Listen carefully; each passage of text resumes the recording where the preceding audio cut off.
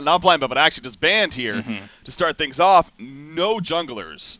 No junglers banned. tmsR, they snap pick Ophelia. That goes to show you how much they value Ophelia here. There's a Keeper, there's a Tempest, there's a Parasite still on the board. We see all 4 of those heroes even banned a lot of the time, even with Captain's Pick, but not here. And tmsR making a point again that they value that Ophelia. And speaking of that too, I believe Shams is actually stepping up as their jungle player. Yeah. Shams has an interesting history in the competitive scene. He's a great guy. I've cast with him before. He really is a great player, but he has had a little bit of an up and down history with the competitive scene in terms of his consistency, in terms of him, participating and whatnot. So that would be my only concern, but hey, I'm looking forward to if he can definitely get that down going into Season 2 here for this team. No doubt could be a great asset for them, and seeing what kind of jungle player especially he is. But you see Engineer the response there coming out for Team Excellent with that Ophelia first pick. So that opens the door for a Keeper Suicide even if they wanted to, but they're going to go Monkey King themselves. Yeah, that's actually pretty dang surprising to me that they didn't try to pick up Keeper of the Forest right away. I mean, that Keeper-Ophelia combination is just so strong. The one problem with that is it completely gives away your lanes. It's saying, hey, we're going to have this Keeper of the Forest most likely in the Suicide lane. Ophelia almost always going to be in that safe jungle in that circumstance, and then it might be a little bit easier for Excellent to counter. So they go with the Monkey King, something that this tmsR lineup is going to be very comfortable playing. And definitely something that can shut down maybe an Engineer, not allowing him to get that ultimate off just by virtue of pushing him around with those vaults. It is kind of a longer cast animation and something that's annoying to deal with. But Wretched Hag going to be coming out here, and I like the choice of a mobile hero when you're dealing with that Monkey King. Something that should be able to just use that Flash of Darkness to get away without taking too significant of damage. Yeah, definitely a solid pick there, to say the least, for Team Excellent. We'll see what role he has ended up playing. We have seen a Suicide Wretched Hag a little bit lately with this Captain's pick here, so not saying that that's going to be the case here by any means, but again, curious to see where Team Excellent ultimately ends up with him. But back over to tmsR, they are going to think about this one now. They are going to go Empath. So I was going to say, when it comes to Keeper of the Forest, it doesn't... tmsR, I mean, this is the Ultimate Series here. This isn't the big prize pool tournament with the Han Tour. So, if anything, teams, as we keep going back to, they're using this event for more practice. Sure. And also on top of that, tmsR, they seem like they might be a team that's willing to try different things here, perhaps even a little bit more of aggressive of a play style. And no doubt, Keeper of the Forest on top of that. I mean, Rise just made that very clear. Pretty good consensus. I would think Casey is kind of on the same page. Even though he's such a dominating hero, a lot of teams, a lot of players don't like playing him ultimately because of just how slow-paced and how boring even it can be to play. So even talking to Keizu in these past couple of weeks, he's saying he's trying to actually do his part to force this away from more of a jungler metagame and using those super dominant heroes and trying to move into something like aggressive tri-lanes. And while that, of course, shouldn't be the situation with this Ophelia, they might be able to do an aggressive pseudo tri-lane with that Ophelia. And that's definitely something that we could see as a possibility. But with the Parasite being picked up by the Hellborn team, Shams will now have a little bit harder of a time playing that Ophelia. And this Legion team's going to have to really react to that one, whether they want to man up, put a support in the jungle that's going to be able to assist with Ophelia, or if they want to just try to dodge that Parasite matchup for now and then rotate into something that's going to be a little bit stronger in the farming game early rather than trying to pick up those hero kills. But we are moving into the second banning phase here as we see Lodestone, Sandwraith, Pharaoh, and Pestilence even being banned out. So Pew respecting the buffs that the bug has gotten. Yeah, that's interesting, but there is some legitimacy there, especially when you tie him in with a Monkey King partner. The physical damage presence is completely amplified with the assistance of that Swarm from a Pestilence. And a Pestilence in this case, you could definitely pick up Pestilence for that mid lane here, for the short lane even.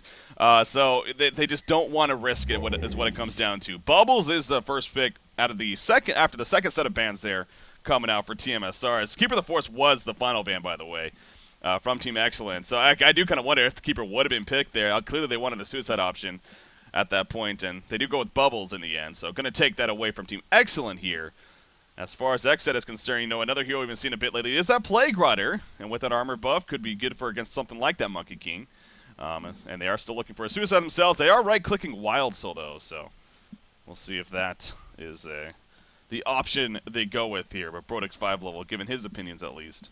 Yeah, I don't actually see anybody on excellent playing Wild Soul too often, and nobody's really sticking out there. And that is a hero that, I mean, everybody can play the hero, but to play the hero really, really well, you need to have a lot of experience with it, really know the fine intricacies to get the maximum out of it. And so they do opt to go with something different in the Fade. And I like having this big, big stun, 2.5 second long stun, going to be really, really nice to not only deal with Monkey King, make sure that he's locked down, but also Bubbles, making sure that if he does use that shell surf, he's not going to be able to port to it, and they should be able to get easier kills. I really like the pickup of Fade trying to counter this Legion team. Well, yeah, and it could also be the makings of an aggressive tri-lane themselves. I mean, aggressive pseudo tri-lane, of course, with Parasite in the jungle, then Fade Engineer looking to perhaps go to that bottom lane and be really aggressive. You got to get points down with that Fade Engineer, of course, good assistance.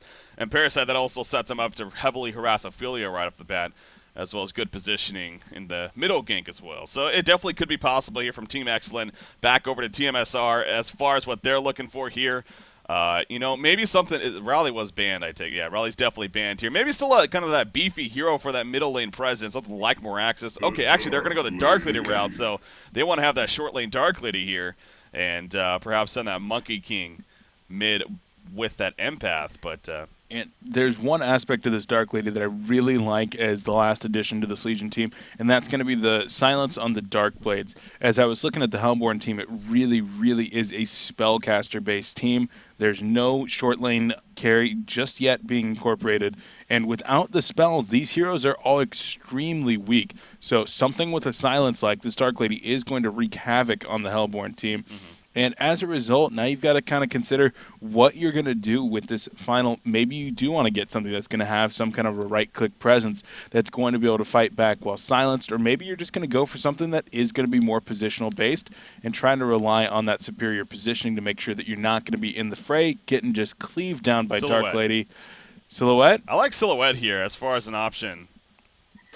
They randomed. No, they picked it. Okay, I was going to say, that was coming down to the very last second. And I saw That Flux. was I was really like, I close. don't know if they wanted Yeah. Flux, but they do go Flux. Okay, and, well, they do have the Flux Engineer combination here. And, Sure. And, yeah, no, I was definitely agreeing with you. And actually, Silhouette stood out to me simply because of also the matchup possibility of him being in that short lane against a Bubbles. Can do very well in that matchup and can, you know, just ultimately amplify himself. But they do go with the Flux here with their final pick. So, interesting stuff. And I think we're going to see an aggressive trial lane here. I mean, unless they want to run that Hag suicide, but that seems like a little bit of a risk considering Hag is their, I don't know.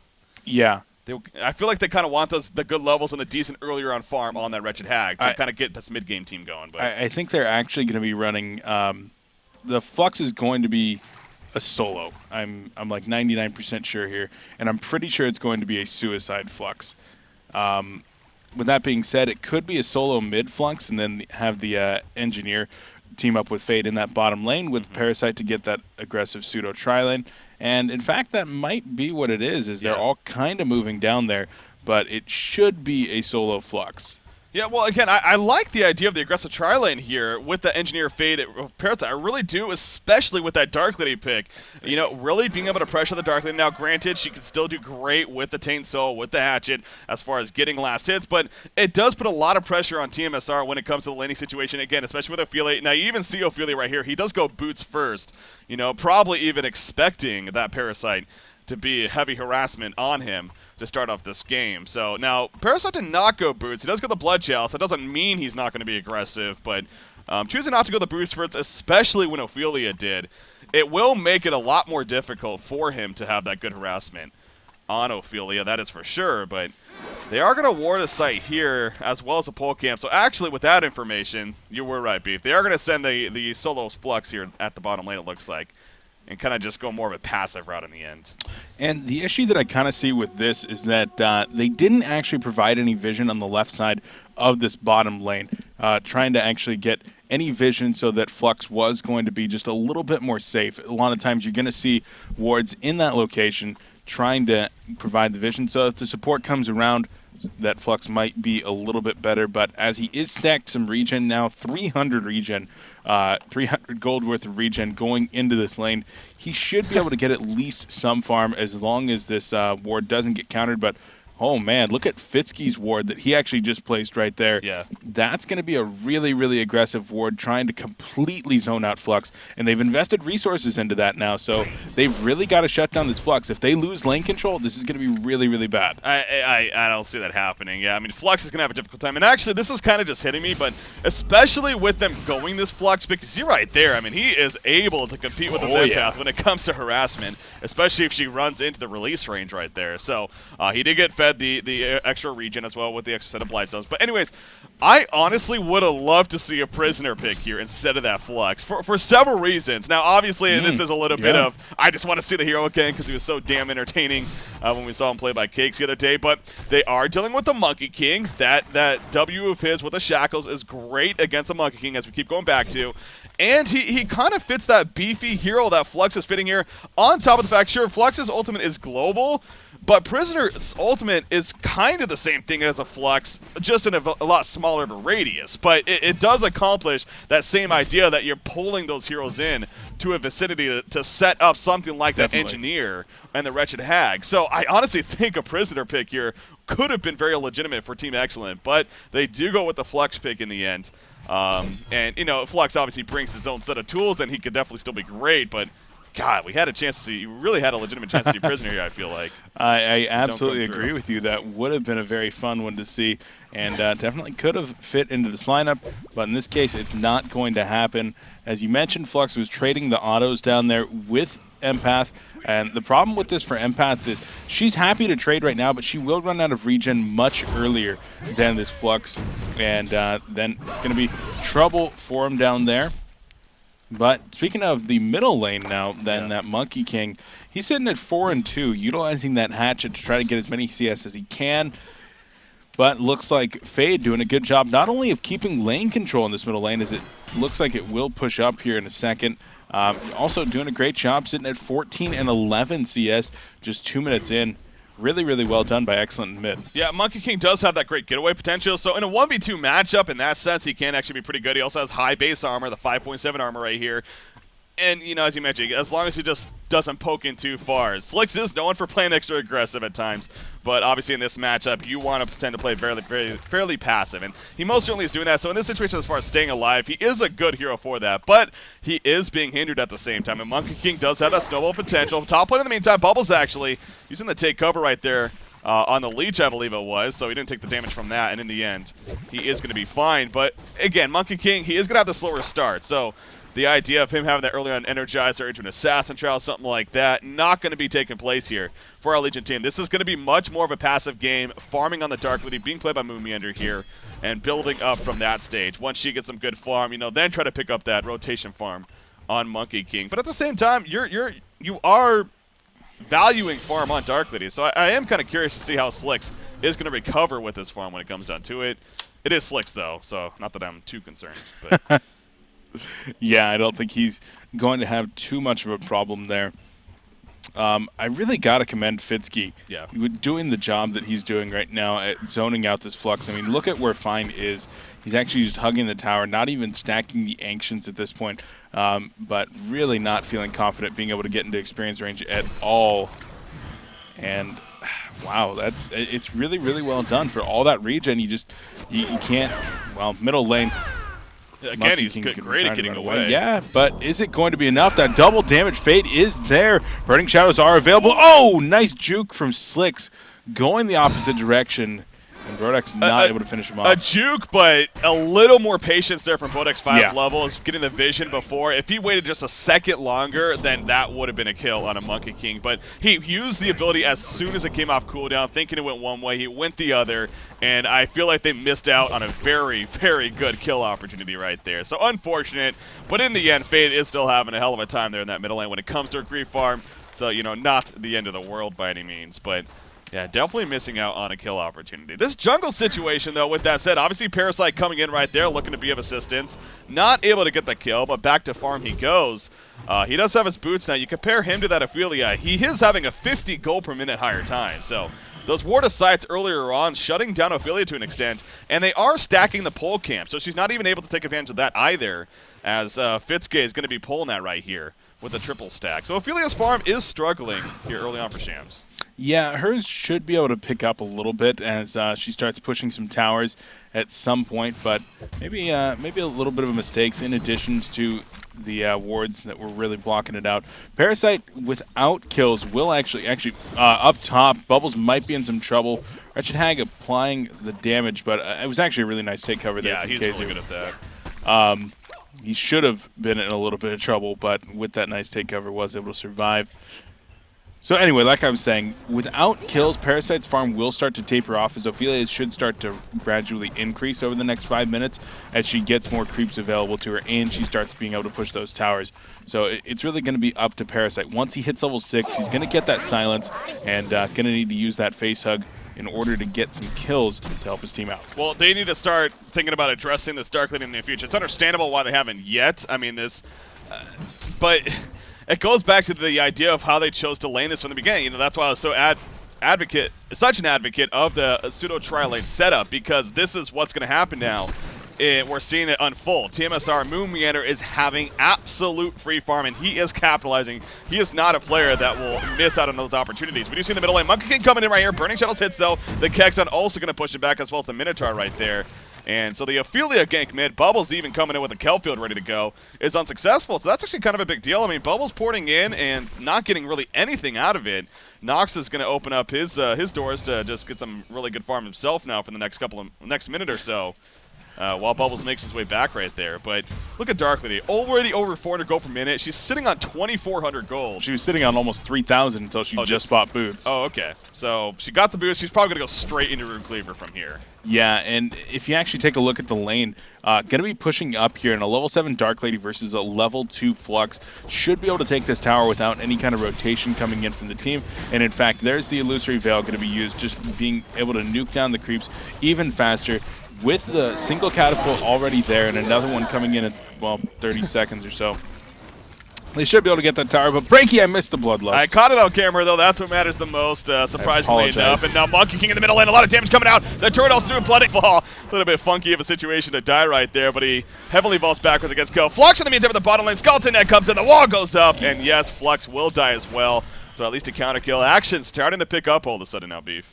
Yeah, all 3 lanes going in. That's a lot of really, really high-tier teams will actually call out when they're going for a gank, trying to actually coordinate ganks across the map to make sure that there is no chance for TPs coming in. Otherwise, you gank once up at top lane, you might have a TP come in from mid or bottom. If there's action, if there's aggression being applied in all the lanes at the same time, it can become very, very chaotic. Flux getting locked down a little bit more in the bottom lane, but he's going to be able to defend this tower, at least for now. Going to have to wait for this next catapult to come in as the creep wave is moving up right here, and the Legion team should be able to force this one down. Dark Lady, Moon Meander, 63 creep kills already, 8.5 minutes into this game. Yeah. I mean, you're usually pretty happy getting around 50 to 60 at the 10-minute mark. He is doing a phenomenal job again. And I know it is free farm, so not to oversell it by any means, but we do see a lot of the time. I mean, when it comes down to it, some players, you know, they miss a couple here and there, even though they are by themselves. It just happens. But it really seems like Moon Meander is just on the ball here this game and making sure to capitalize with this free farm. He does buy the first broadsword. The second one is going to be coming up here shortly. So just needs another 1,200 gold, of course. And again, he will have that Rune Cleaver. Monkey King in the meantime, he's going to go back in right here. Bubbles assisting as well. Kelfield, it doesn't hit, actually. Monkey King flipped Fade away before the Kelfield came out. Oh, that's unfortunate. That's not even really miscommunication. That's just unfortunate timing right there between the two. So, missed kill opportunity. Well played by Team X at the same time, I guess, but... Yeah, that definitely is just a screw-up that probably shouldn't have happened. You had your bubbles there that had rotated over specifically to help out the middle lane and try to get a kill, and even wasting his kill potential in that Kelp field. It'd be one thing if they didn't get it and he hadn't used the spell, but yeah. And now he's going to have to just head back up into the top lane, kind of neutered for now. He's not going to be able to use the Kelp field to try to deny this tower, and so it does snowball a little bit. You lose your map control. They get a free tower as a result of you not having that Kelp field, but they are trading in the bottom lane. Already took that tier 1, and now level 4 Flux. Going to be trying to defend tier 2, running out there and just saying, I'm a big robot, don't come at me, don't look at my levels. Get away, get away. And there we see Dark Lady is going to fall back. She is very close to that Rune Cleaver, though, again. Now, with this Rune Cleaver coming, I will say, that because they have an Ophelia especially, the idea of being able to take advantage of a stacked jungle isn't as extreme as it could be. You know, Ophelia has to get her own farm, of course. So that's where it's not the, you know, it's not the completely just over the top farm that we usually see with the Dark Lead when she gets her Rune Cleaver, but it still is going to be great. In fact, xCet does get another, or he's going to be doing a triple stack here most likely at the pole camp, and he'll probably let Dark Lead get that with the Rune Cleaver finish. Meanwhile, in the middle lane, they do combo on a Monkey King once again and get the kill. So that Rune Cleaver is being delivered right now, and again, xCet's going to stack this. And already sitting at 430 gold per minute is going to get higher. But look at this, by the way. Nox on Wretched Hag. How about that? 450 gold per minute himself. He, too, he says, you know what, Moon Meander, sure. He's having a great time free farming himself. I'm also doing a hell of a job, and I'm 1-0-1. And he's getting very close to an early Lightbrand tier. And we know how it starts to take off with the Wretched Hag especially. So they are competing now. That is for sure. Yeah, definitely. The nice thing about that Dark Lady, though, is that you're going to be able to use the Dark Blades to silence out Wretched Hag once you are feeling confident to take those team fights. And I'm sure Moon will be looking for something like an early Shrunken Head after getting that Rune Cleaver. In fact, I would not be surprised to see him go first item Shrunken Head after Rune Cleaver, just because of the extremely heavy magic presence of this Hellborn team, especially that Engineer, the energy field that he's going to be dropping, and then the Wretched Hag slows. You really do need that Shrunken Head pretty early from Dark Lady to get that mobility on. So that's what I'm kind of looking for, but once again, a really good job of Nox being able to keep up with this Dark Lane, and he was not free farming. This Bubbles was in the lane the entire time. This was Nox just having a better time than Khezu. It was, but it's also a case that, you know, as things have started to adjust, he really has amplified his farm with the tower push, you know, with the assist and the hero kill. So, yeah, it's not only has he had the better time, but as the game has progressed on, as you like to see in this case with your short lane Wretched Hag especially, it has definitely stepped up for him quite a bit. So now, at the same time, you still have his Dark Lady, who's very, very scary here with that Rune Cleaver already, and she will need to continue to be at least worried about, if not addressed here in the near future. But it seems like they are doing a pretty good job of playing around her, basically. And speaking of that, the top lane, yeah, Bubbles in a lot of trouble. Sunscreen comes out. He does heal up with the power supply, gets a Cuff out. The take cover, not going to be enough, though. But here come the mass TPs. Can Nox blink right? No! Monkey King comes in right there. He still doesn't have the blink up for 2 more seconds. 1 more second. He will fall before he can Flash of Darkness away. Both him and Fade go down. A great counter kill, and especially with Monkey King being involved. He needed that right there. And I've got to say, that was a little bit more of a screw-up from Brodex 5 level. The kill, that was fine. The Kelp field, okay, that's kind of a bad situation, but you still should have been able to get at least one player out of there. And Fade, after he saw Wretched Hag break the link, or break the Kelp field and get stunned, he went and stood directly on top of Wretched Hag. Yeah. And got hit, both of them hit by every single one of Monkey King's spells. Like, it's just, it's like, okay, just have an extra kill, Monkey King. Yeah. One of them was probably going to die. Both of them did not need to, so maybe a little bit of a screw up there, and as a result, going to be a little bit harder time maybe pushing down this middle tower, but xCet still trying to do it. I don't know, tmsR, they've got the potential to hold this one off, and it looks like they're going to for now. Yeah, they most certainly do. The Kelp field is coming up in about 13 seconds, so especially with that cooldown, they definitely do. Shams on Ophelia, again, kind of had a struggling start here. She's about 200 gold per minute. He is doing his best to recover, but he does have the Ring of Sorcerer here. I'm going to be working on the Astral Limb next, so definitely doing his part in that sense. Codex is finished on Parasite, so we'll see if now Parasite being played by Bassett's here could definitely step up his game, and they need that. This is a team that is built for that mid-game stage, and Parasite is a big part of that. You know, it's unfortunate he hasn't been able to really get kills going earlier on in this game, but hey, you can make up for that with that Codex pickup especially. Take advantage of Dark Lady being pushed up right here. You know, I know they're not necessarily in the position, but situations like that, you really have to try to capitalize on if you can. So, this is definitely looking the better for tmsR. The stats are very even, but the Dark Lady is what really does it, of course. He does choose to go Ghost Marcher, so not necessarily a huge risk, but he isn't going the Steam Boots route, so his bulkiness is definitely going to be taken away a little bit right here. Going the Ghost Marchers instead to more amplify his damage, as well as getting that phase effect. So not going to be going the Energizer either, most likely. Probably just going to build into that more than normal build, probably an Abyssal Skull, and then we'll see where Moon Meander goes from there, but... And then also the fact that Monkey King is, of course, recovering.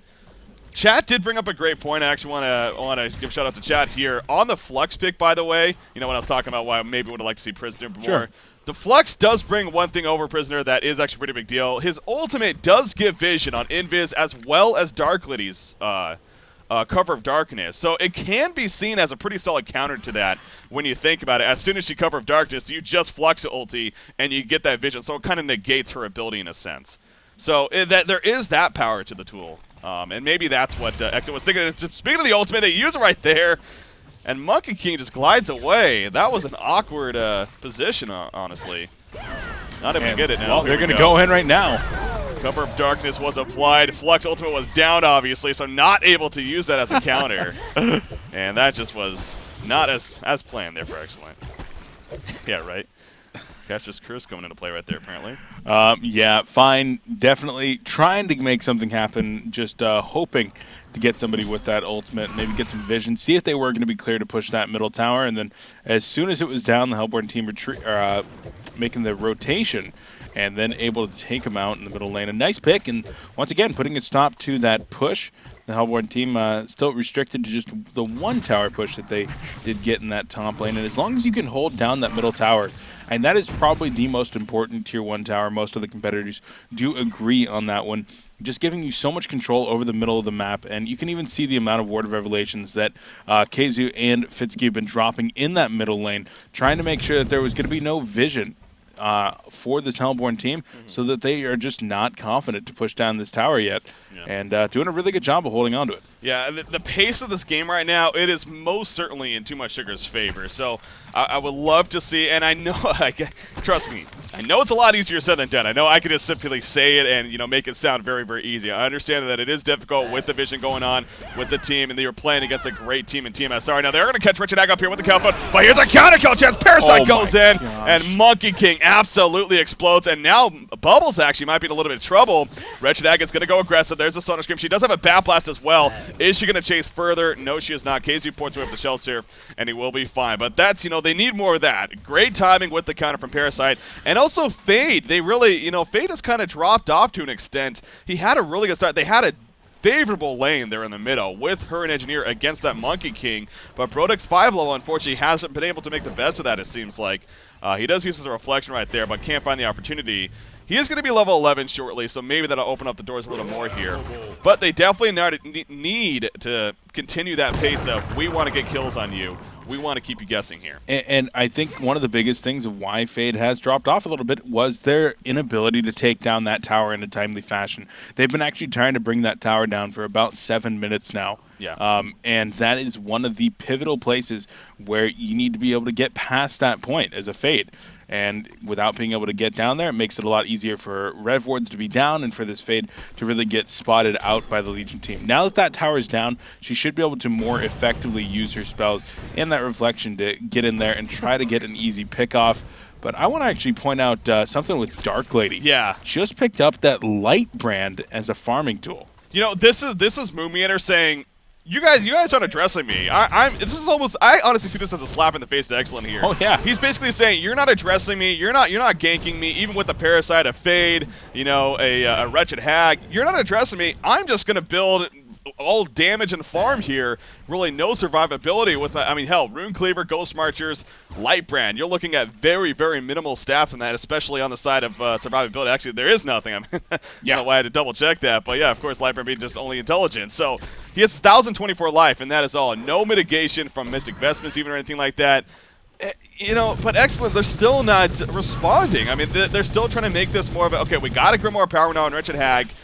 So that's great, and we know how fast she can now get that Shrunken Head following it. But again, it really does go back to Moon's like, you're not addressing me. Yeah. I'm just going to slap you in the face here with my build. And that's going to come back down to that Fade that wasn't able to get the kills in the last 8 minutes or so. She just finally hits level 11. Middle lane, though, they are going to go on Flux, and he is going to get taken out by all 5 members of this Legion team. And it looks like tmsR, they're going to ride this momentum and try to take down a tower. In fact, you can see Dark Lady just cleaving those creeps down. Absurd how fast she can kill it. But it comes to the Fade, who just hit that level 11, and then the Flux, who had a really, really stunted growth as well. He needs to have a portal key at this point if he wanted to be effective. He doesn't, and as a result, this Legion team is in a pretty good spot, and the Hellborn team, they're just not confident. They do have a portal key on Fade now. So that's where, that's a huge pickup. Her and Parasite, though, again, it continues to be a case that they need to find opportunities here as this game progresses. tmsR, they do a great job, though. It goes back to Fitsuke, warding up and giving vision for his team, as well as just stacking those camps and everything, and him just, again, doing a great job in that sense. Bubbles is going to get caught out right here. The follow-up from wretched as well. He will be picked off, so they did use an energy field, but that's what they need. I mean, this is where they need to continue to keep this momentum here. As a solid pick on Bubbles, now we'll see what they can make happen. Perhaps the bottom lane, Darklet is by herself. She goes on a Flux. Oh, no, Flux. Oh, my God. Yeah, she's just absolutely tearing Flux apart. Oh! There's the Bat Blast, though, into the Solar Scream and the release. Flux will die, but Wretched Hag getting the counter kill, and this is what they needed now. If Dark Lady does not buy back, Hag should be able to knock this tower down, and by knocking the middle and bottom two towers down, you're opening up that jungle, at least the right side of that jungle, which is going to be a lot of Dark Lady's farm. And so you can say, yeah, the Hellborn team, they are 100% wanting to take this tower down ASAP. So again, as I was saying with Moonmeader's build, a kind of a slap in the face, but at the same time now, if they are going to start addressing him, I'm also curious with the Slightbrand pickup, does this mean he's planning to go a Searing Light, perhaps even all the way to a Dawnbringer? I don't know about that. A Shrunken Head here is very important for Moonmeander, as, did I just see that right? He buys a Portal Key. I guess he doesn't want stats this game. He does not want survivability stats this game. Moonmeander goes a freaking Portal Key on Dark Lady. Okay, that's a little over the top. I mean, it's one thing to go as initial build, but a Portal Key? I've seen it a couple of times from him in scrims over the last 2 weeks. Generally speaking, when they're in a massive lead, and I think that if tmsR thinks they're in a lead right now, then they're grossly overestimating the type of lead that they think they're in. I mean, the resources are in favor of Team Excellent right now, but the pace of this game, you said it was in favor of tmsR, and that I think that still is the case. But these item pickups from Moon are starting to they're starting to set him back, I think. It's if he was building your typical route. I mean, if he didn't have a Portal Key right now, and he didn't have that Light Brand, he would have a Shrunken Head and another 1,000 gold saved up. And, well, another nearly 2,000 gold saved up. Say a Shrunken Head and an Abyssal Skull, maybe a more standard route, or a Shrunken Head and a Firebrand. And I think I like that a lot more, but action coming up. Oh, Monkey King absolutely bursted. Dark Lady does jump in. Flux coming in, though. Pushes. No, don't push right there. Oh, that was a huge chance for a pull. I don't know if that was a mistake or just miscommunication, honestly, but with the pull and the energy field, that would have been beautiful. Wretched Hag getting caught for the side of Dark plays her up. You see Empath inside of Dark Lady. Looking to turn this around, though. Dark Lady's dropping. She's at half-life currently, but the Essence Drain going to start healing her up. Faye going for some damage, but with Wretched Hag dead, not going to be nearly enough. They are on retreat now. Is the Hellborn team. You see Regen Rune is going to be activated right there, and that will be that. A missed opportunity from Flux right there to pull them into the energy field. And then as well, also a good catch, though, from tmsR. They got Wretched Hag on the uphill. And those Dark Blades with Empath aside will tear you a new one, as we saw right there. So, yeah, absolutely doing a lot of damage. In that case, Dark Lady's very squishy nature not coming into play. Yeah. Fade is reflectioned up and really, really looking for a kill here. If he does choose to use the Shell Surf to finish off these creeps, Fade will go for the kill. And yes, there's the Shell Surf. No, going to fall back. Here. Yeah, and yeah, not feeling that it was going to be worth it. Instead, finds the Empath, opens, and then Portal Keys away. So Brodeck saying, okay, I'm just going to use this. Don't want to let it go to waste, and probably the best decision. Well, he also happened to run right on top of one Rev there. So if he didn't actually stun right there, he could have actually been in some trouble himself. So yeah, it was actually a very smart decision there from Brodeck's 5 bubble as a just in case even. To be fine. But yeah, obviously that goes back to Moonmeader's build as aggressive nature as it is. It will, hell, if you can get that position and you get Empath inside, you will be tearing up this Hellborn team. And with that Portal Key especially, it does allow you to get that positioning. But again, it's just not the typical, and it's not the even expected route by any means. But, as you put it, apparently they've been trying this out, and maybe this is the style they're trying to go for. And in fact, this will allow her to set up a kill and engineer here. Most likely Kegstun. Nope, not going to be enough, actually. As Parasite, look at how squishy. It's not enough for the kill, though. The Astrolabe comes out, and he will barely survive. Wow. So, TV ult. Oh, man. Yeah, that was very, very close to a kill. But Dark Lady does get sent back to town by this Ophelia, and she's got the money to actually purchase another component of that Dawnbringer in just about 40 seconds here, if she does want to. And Fade, once again, is on the other side of the map, looking with this reflection, but at this point, it's not giving anything more than scouting information. Fade is not leveled high enough, does not have a codex or any kind of other item that's going to allow easy pickoffs, and there's nobody that's really under-leveled. Even Empath sitting at level 11 right now, decently tanky enough with that Soul Scream ring and the power supply, that Fade probably cannot pick that off without at least putting himself into a really sketchy situation. And then, of course, you've got the Ophelia ultimate on top of it that will be able to stave off any of those kills. So getting a lot of that scouting information, and that's one thing the Hellborn team is doing pretty well. They've got the ward in the opponent's jungle. They've got the ward covering their middle lane, starting to play back across the map on their own side of the map rather than trying to get aggressive. And I think that's just going to be until Shrunken Head comes out. But Flux once again getting caught out here while Bassett's was picked off by Parasite and Engineer. So trading 1 for 1, but fine. He has had very little impact in this game and keep getting caught out of position. I don't know what that was. Honestly, just complete tunnel vision. He clearly clicked one place on the map right there and was looking to where he was going and was not looking at his hero. He ran basically into the Legion team right there as he was trying to assist to help with the kill onto Empath right there. Now he does have a portal key, so he figured he just needs to get close enough to use it. But yeah, that was just very silly, and it even showed they didn't even need him for that kill. So fine, honestly, just giving them a kill in the sense. And yeah, he is 0-5. As you mentioned, really not having the impact this game as he was definitely hoping for. Top lane, they do easily get the tower kill, and Darkly going to port back, has that Searing Light, and that's actually very close to finishing a Dawnbringer now if that's somebody ultimately chooses here, which wouldn't be surprised, and that will start bulking him up now once he does get that finish. So again, the Hellborn team with those portal keys, they've had a bit of a window here to try to capitalize with this build on a Darkly. They tried there in the middle lane, they tried a couple times, but haven't been able to. But now you're at a case of if she does now start to finish that Dawnbringer, maybe going to go into the Shrunken after that, then you are looking at, okay, all of a sudden this game is very difficult now. I do like the choice here by Wretched Ag, by the way. It is a give and take. She is choosing to not go, she finishes the Sheepstick right there, in fact, so that's very good.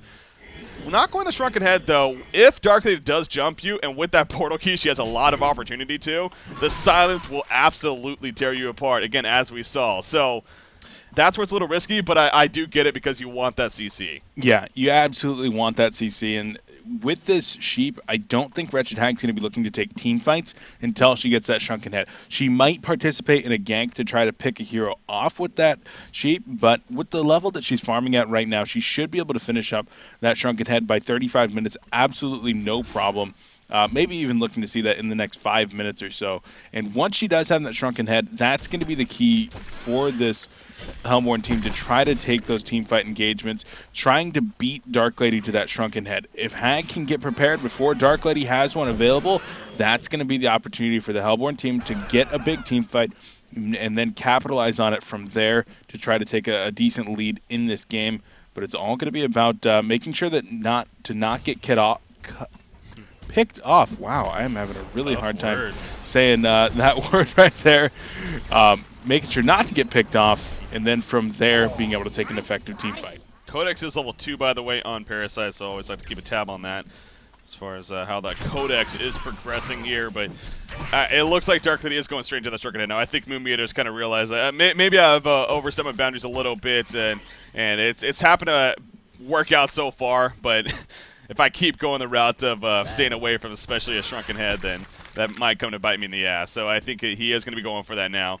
And again, when he gets that, the level of this game as far as how difficult it became definitely steps up. Now, they are trying to get Dark Lady. Oh, she jumps into the Ancients. Fate is going to help me. Here comes Parasite, the Codex and everything. Down goes Dark Lady. A very quick kill. Bubbles will pour it out, but that's what they're looking for. She does have buyback here, so they got to be a little bit worried about that. There's a Sheep on the MK as well, but it looks like he is just going to get away, and here comes the capitalization on the pickoff. They're going to try to take this tower, and by all means, without a buyback on Dark Lady, this will be a free tower kill, and there shouldn't be a buyback on Dark Lady because there's no kelp field. Yeah, if there was a kelp field, you might be able to try to take this fight. Instead, Bubble's going to do some counter pushing here, but even past this tier 2 tower, they could have maybe gotten a little more. Instead, they're just going to TP back to home. And Parasite might try to get a kill on this Bubbles, but no. Casey will be TPing back, so in the end, trading the Dark Lady in a tower for nothing. Yeah. Well, you know, so we talk about the Shrunken Head on a Dark Lady. How about that Shrunken Head possibility now on Wretched Hag? So the one negative effect that we're talking about with going the Sheep Stick was the lack of Shrunken Head. He can be silenced and locked down.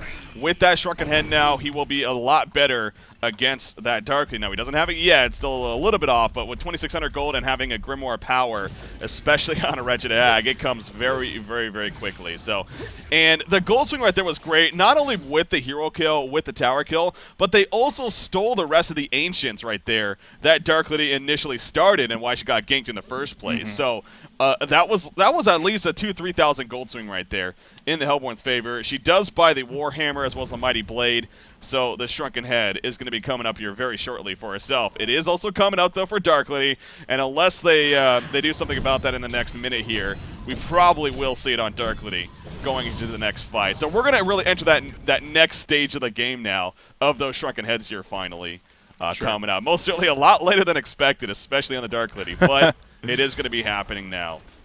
In this game. Monkey King also continues to have not the biggest impact. Again, he had a very slow start because of it, because of the situation, but he is building up now himself, so that's also another thing to keep in mind here. So as we do approach those two Shrunken Heads, though, I mean, the dynamic for this team fight is going to be really interesting. There's Dark Lady finishing that Shrunken Head. Ag will have hers in the next 30 seconds or so. It's going to be really interesting because of that Sheep. There's the Shrunken on Hag, and it's going to be about getting the Sheep onto Dark Lady and then having the follow-up Flux NG combination to get the Perplex and the Silence onto Dark Lady and try to burst her down within the first couple of seconds before she can activate the Shrunken Head.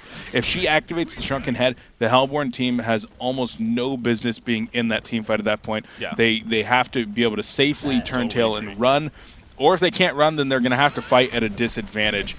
But the goal for this Hellborn team, make sure to get that Sheep, make sure to kill Dark Lady before she activates the Shrunken Head. If they can do that, they should by all means be able to crush a team fight and then from there capitalize. You know, an item that we maybe don't see a whole lot, but this game I think is completely and almost necessary this game for the Hellborn team are Void Talismans. Now, I know it doesn't stack with the Shrunken Head, obviously, and you can't use one with the other, but I would honestly think about getting a Void Talisman next year for Wretched Hag, because now that's where Dark Lady is very difficult in that sense, because you want that Shrunken Head for the science effect, but at the same time, she is really all physical outside of that. And granted, the Dark Blades do provide, you know, some, well, it is physical. So anyways, but on top of that, the Monkey King, though, also going to start bringing a big physical presence. So even more reason why a Void Talisman here is actually a pretty good pickup, honestly. And I would not be surprised to see it on everyone here on the Hellborn team as far as if you can get it. Yeah, why not? Exactly. Make it so there's no targets for Dark Lady. That would be pretty cool. So pretty annoying for Moonmeander, I'm sure.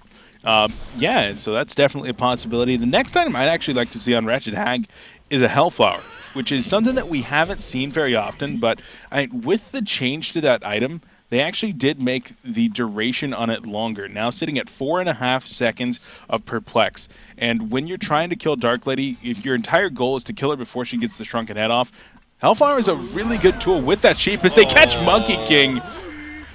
Oh, man. Slicks is just like... You could tell the trap was set. He's like, what's over here? Ah! And then they just collapsed on him. Oh, Slicks. That was pretty brutal. I mean, I like that Pew is also not hesitating to drop those energy fields. Yeah. It's not a particularly long cooldown at 80 seconds, I believe, here. And it definitely gets the job done. Oh, yeah, and especially with the Flux combination. I mean, you're setting it up for a Flux, and, you know, it gets the job done, and it guarantees that it maybe will keep them from then trying to follow up. If anything, if they do follow up, then they're at a disadvantage with the energy field already being there. So, level 5 Codex just finished on Parasite, by the way. Another big item pickup. So with Monkey King, they're still going to go in. He does have a buyback. He goes in. Here's the initiator from Dark Lady. Engineer will just get disintegrated. And there's the ultimate from Dark Lady. You can tell it's not Parasite being beat on. The opponent from Flux right there will spot them, but already killing Parasite. That was a very slow ultimate from Flux, honestly. Fade and Flux need to run. What is this Flux doing? Are they going to go for a turnaround? Yes, they are. Wretched Hag, Bat Blast. Monkey King is dropping. He will get healed up, though, for the Ashley from Ophelia. He barely is going to stay alive. The blink away from Wretched Hag. Flux is also still alive. They're going to run in separate directions. I believe Hag is going to be fine in the end. Flux, probably not so much. He is going to get caught out. They went for the counter, but yeah, that was just your cooldowns were to use. That was a very, very odd choice there. Yeah, I'm not too big of a fan of that one. I would have rather waited the extra 30 seconds, have your Parasite and your Fade come back up. You know that the big cooldown in the Ophelia Ultimate and the Cover of Darkness are already down. You've got a window of 60 to 70 seconds that you can force a team fight that you should be able to have the advantage of. The Legion team will be unwilling to commit to that team fight. You should be able to take a free tower, maybe even, well, I mean, there's no more outer towers, but you might be able to even take a base tower at that point, or at least get a significant amount of damage, or even a Kongor. Yeah. So to use their cooldowns right there, to sacrifice the life of Flux essentially, and then of course that big cooldown, 135 seconds on Bat Blast, it was a risk that I felt they did not need to take. Yeah.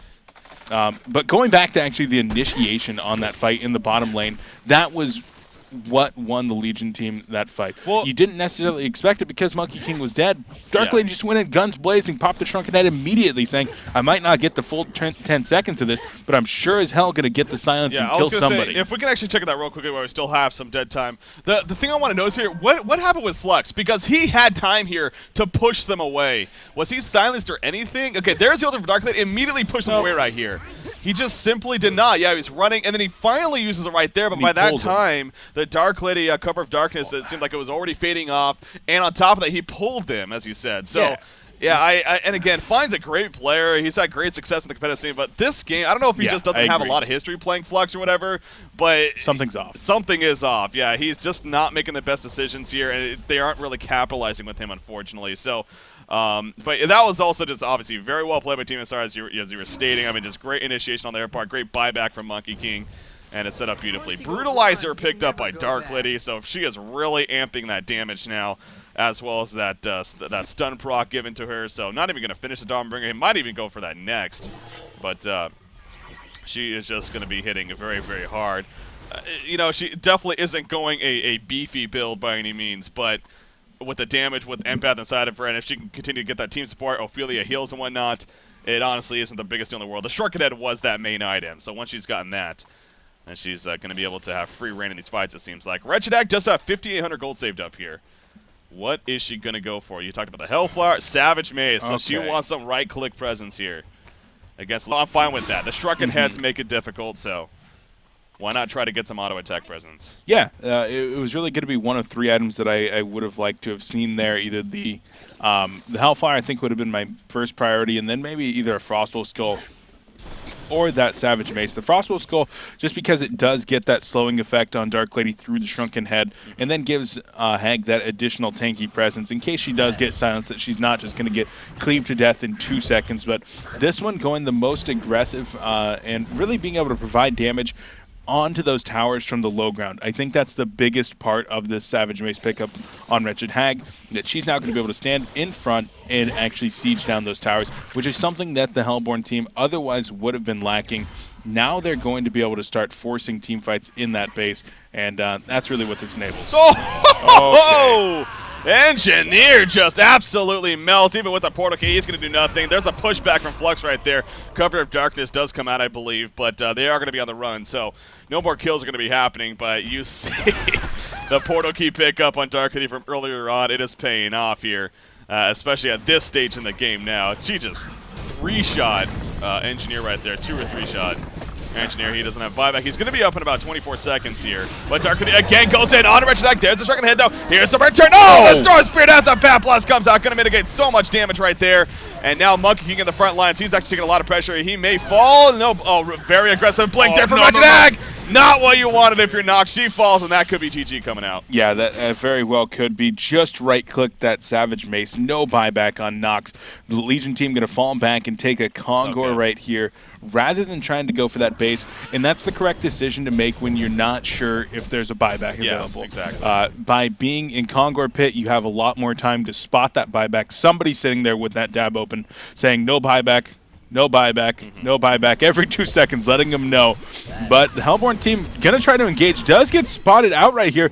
Bubbles using the silence on the low ground without actually going in. And both teams really kind of posturing, but nothing happening just yet. Well, there's Dark Lady going in. There's the illusory veil, but Parasite just absolutely cleaved down. Flux going to be pulling him into the energy field. It doesn't matter. He gets stunned down by the Brutalizer, and this time they might just try to go for some racks. Yeah, are they? I mean, Conqueror is very low. They're going to probably go finish him off. Yeah, I mean, I called GG's just simply because I thought they were just going to go cut though there. Noticing that he didn't have a buyback, but yeah, you're right. They don't have that information. They do know he just bought the Savage Mace, of course, but yeah, you still got to be a little careful. They do get Conqueror, though, and now they're going to push in. He is coming up in 10 seconds, but now with Parasite and Flux down on top of that, in fact, they're going to jump on a Fade right here, and with all those Portuguese on the Legion's side, I mean, it's just going to continue now. They pick off Fade, and the tower is easily going to fall. So even with Wretched Ag coming up, not much she's going to be able to do by herself right here. And I think tmsR still will continue now to be in a very good spot. By far the biggest lead they've had all game. They are going to jump Monkey King, and he may fall. He does have a token of life, though, so there you go. He's going to go down, but look at Darklit. He tears out Fate again. Flux locked down by the Brutalizer. He, too, will fall. Wretched Ag just going to Sheep Stick, put an auto attack, but now she's going to be the target, and Dark Lady is just way too strong here, Beef. She absolutely is, and I've got to say, tmsR playing this one beautifully at the end here. Excellent. Honestly, falling apart a bit, and they were looking pretty good. They were looking pretty even for the beginning of this game, but it just fell apart. One mistake after another in the later stages of this game, maybe some lack of coordination, and I mean, whatever was going on with Fine there, we're not exactly sure what, but whatever it was, maybe even just being on tilt from being put into a suicide situation there at the beginning that he wasn't going to have a very good time with. Yeah. Maybe being on tilt, whatever it was, they need to try to take the time between games number 1 and 2 and fix that, because having a 0, 8, and 2 Flux on your team that was otherwise doing pretty well. I mean, you had a 650 gold per minute Wretched Ag, but you have to have your initiator pulling weight, have to be able to set up that combo that you're looking for, and at least in that game, wasn't happening. There's definitely a lot of things that you can kind of look back at the game there as we were even going over. I mean, on top of the laning phase in general, and then them choosing not to go the aggressive tri-lane. The aggressive build from Moon Meander, and I mean, there's no doubt, even though it worked out in the end, by the time the late game, having those items, obviously it all came together, and it's just the order that he bought the items, it was very risky by Moon. There is no discounting that as far as the build-up of his items, but it did pay off in the end, and the win is what matters. I do want to bring this up one more time here with Prisoner, is, I have to, and it kind of just hit me.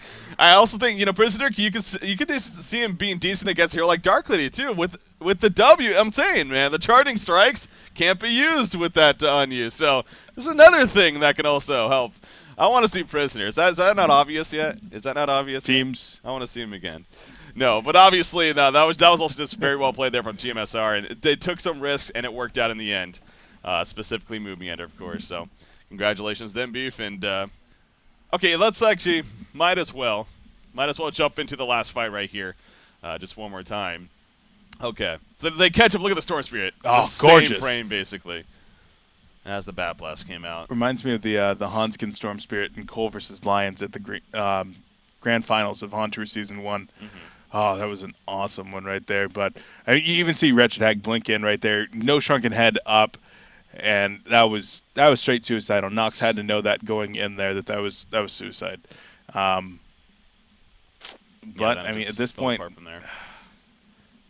Yeah, that I'm a little bit sad. xCet right had now. their chance. I mean, you're right. It is kind of one of those frustrating things as knowing that they had some good chances there, and they definitely could have got. But again, they went the risky build, and it did pay off. Is simply what Moon Meander did, and for tmsR. So all the credit to them. We got to go into a break here because we're obviously going to be going into game number 2 here very shortly. Got to keep things moving along. So, ladies and gentlemen, with that said, game number 1, obviously wrap it up here. Too Much Sugar versus Team Excellent. Game number 2 is going to be coming up just around the corner. Stay tuned. The Ultimate Series Predator event continues next on Hotcast.